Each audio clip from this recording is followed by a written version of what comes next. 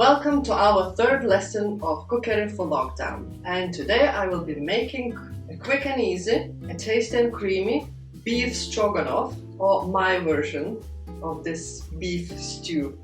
So now what I need to do, as usual, my hair up, apron on, hands washed, and one more thing, all the rings off because I don't want any bacteria in my food. So let's see what I have here for this dish. I will be using braising steaks. I have 3 of them and it will be enough for 2. I also will use some mushrooms, yogurt, natural yogurt, but could be sour cream or crème fraîche. As well as this, I will use single cream just for that extra creamy texture, 1 onion, 3 cloves of garlic, a beef stock cube, garlic butter, corn flour, but could be regular flour as well, salt and pepper, and for the garnish, parsley.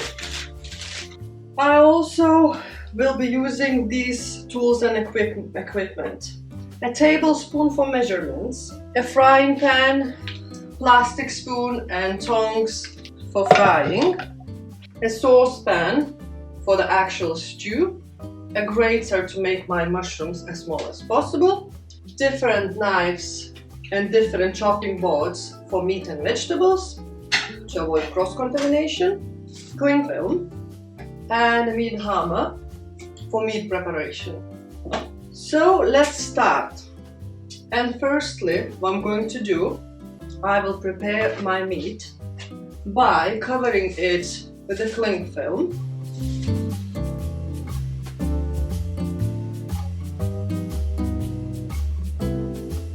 And then beating it up.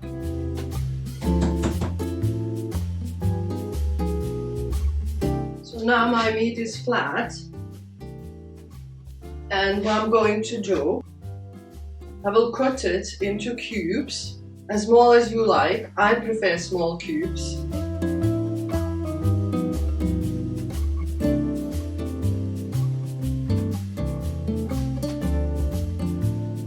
I clearly need a better meat knife, but slowly and surely I'm getting there.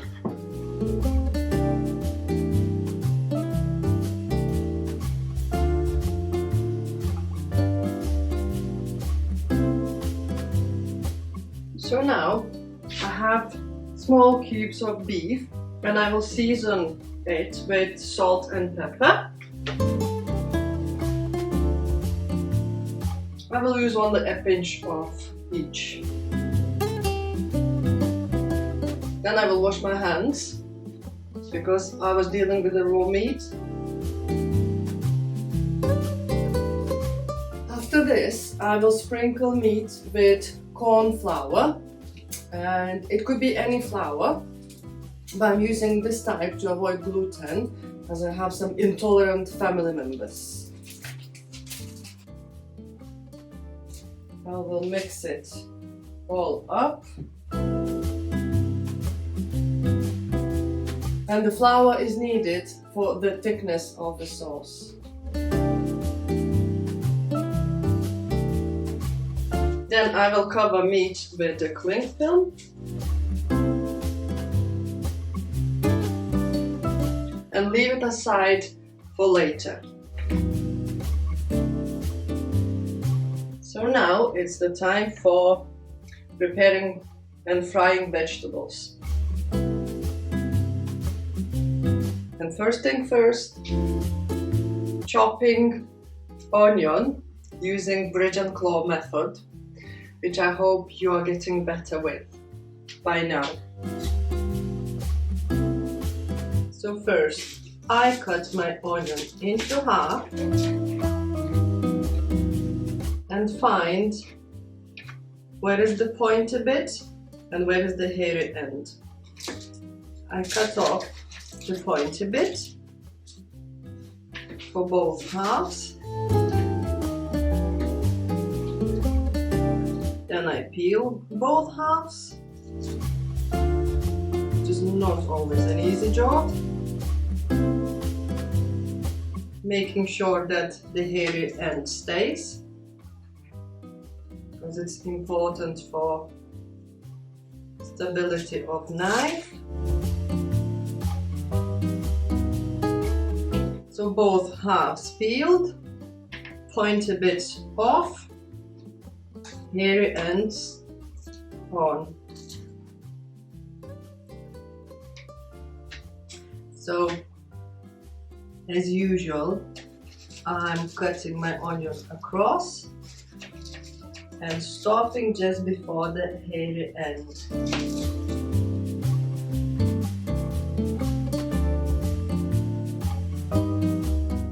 And then turn it, and chopping onion into nice and small and even pieces. And when I get to the hairy end, I throw it away and do the same with my other half. And as you can see, onion is all the same shape and size. So I managed to do my uniform chopping with onion. So then I will move on to garlic. And I will chop all 3 garlic cloves as small as possible. I will peel them first, as I forgot to mention.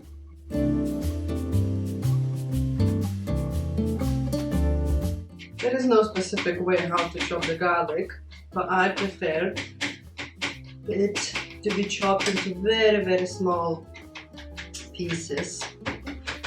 And also you can use the garlic crusher if it's easier, or even grate it with this side, but it's a bit messy, so I prefer not to do that.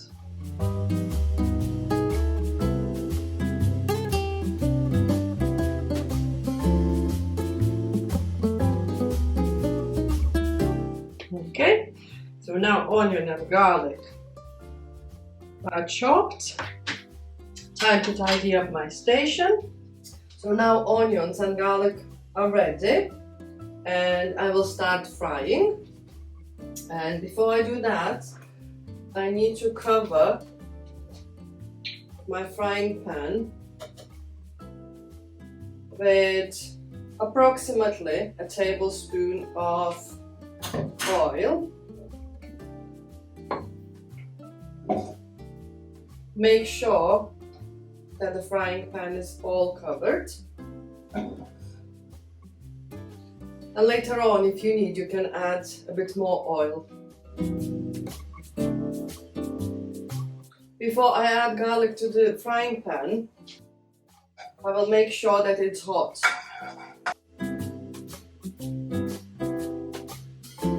So I want my onion to be golden brown before I add garlic.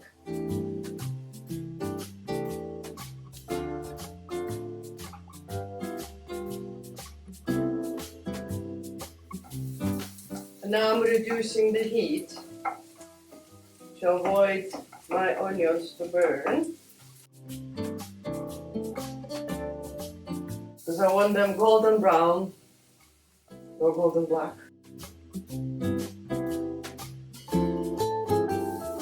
So onions look the way I want them to look. Sorry for steamy glasses. So I can add garlic.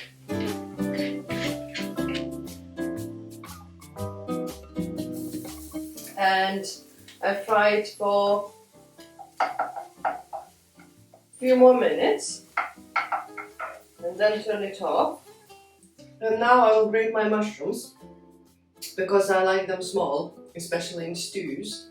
But you can chop your mushrooms into pieces however you like, smaller or bigger.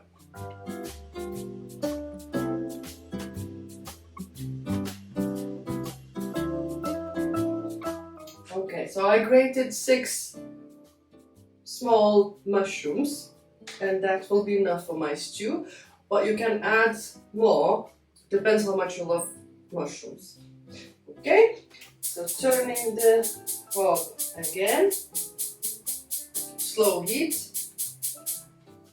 adding my mushrooms.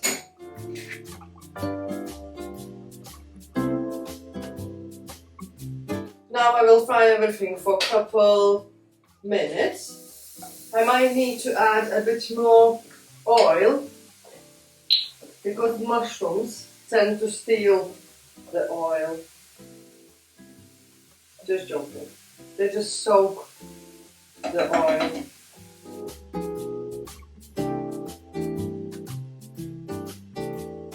Okay, so that seems to be ready. I turn off the hob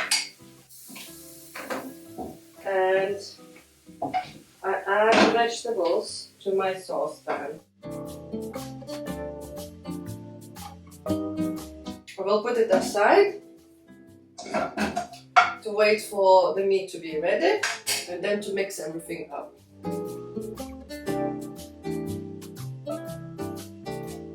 Tidy up my workspace and start frying the meat.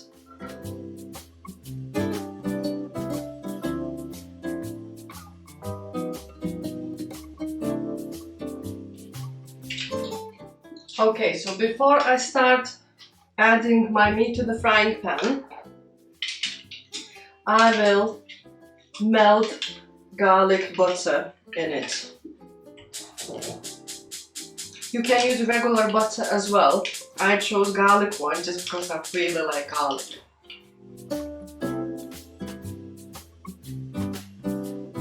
So first I will melt the garlic butter. So butter has melted. I will add my meat.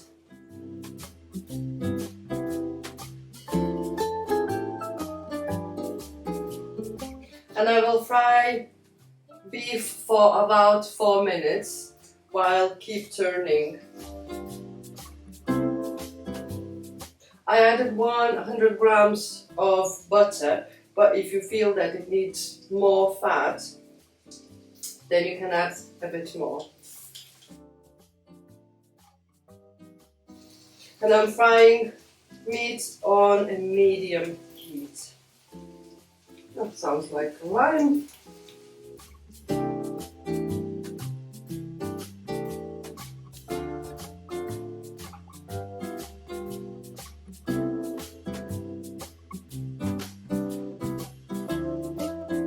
I'm frying my beef till it's brown and well done, because it's not a posh steak, so I don't want any blood in my stew. So my meat is ready and can join onions, garlic and mushrooms. And now we're on the easiest bit. I only need to add 2 tablespoons of natural yogurt. I'm being a bit generous because I like yogurt. 1 tablespoon of single cream. And one more ingredient I forgot to mention. That's like my lovely blonde head. It's mustard. So we need 1 tablespoon of mustard. Could be any type of mustard. Now I mixed everything together and let it simmer on a low heat till I'm preparing a stock cube. I mean making a broth. And then mix 100 milligrams of boiling water with your crumbled stock cube to dissolve it. I'm using a beef stock cube, or you can use any stock cube, depends on your needs. Or if it's vegetarian option, then you can use vegetable stock cube. Okay, so this is going to the stew, and I will let it to simmer for 5 minutes, and then it's done. On a slow heat, by the way. And the last thing I will have to do, chop some parsley for garnishing and to prepare my side dish. And as I mentioned before, it can be anything you like. Rice, pasta, or potatoes. Especially potato mash goes well with the stew. So what's left now? Just to chop some parsley for later on for serving, just to sprinkle on it for garnish, and to prepare my side dish, which is whole grain rice today, just because I've run out of my beloved potatoes. But as I mentioned before, you can use pasta, any type of pasta or spuds to go with this beef stew. So my garnish is ready. Now I'm on to rice, and I will assemble everything in a plate. So my rice is ready, and for a nicer presentation I will be using a little bowl just to form a nice pile of rice on my plate.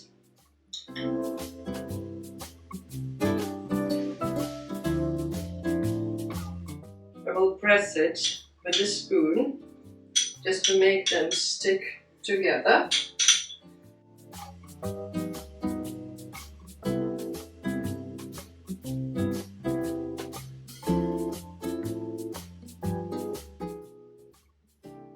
I will let it settle for a few seconds.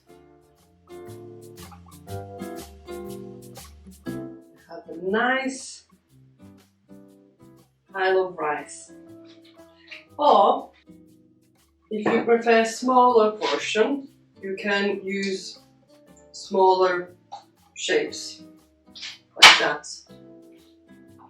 Okay, so now the only thing I need to do to add my stew, to sprinkle with parsley, and my dish is ready.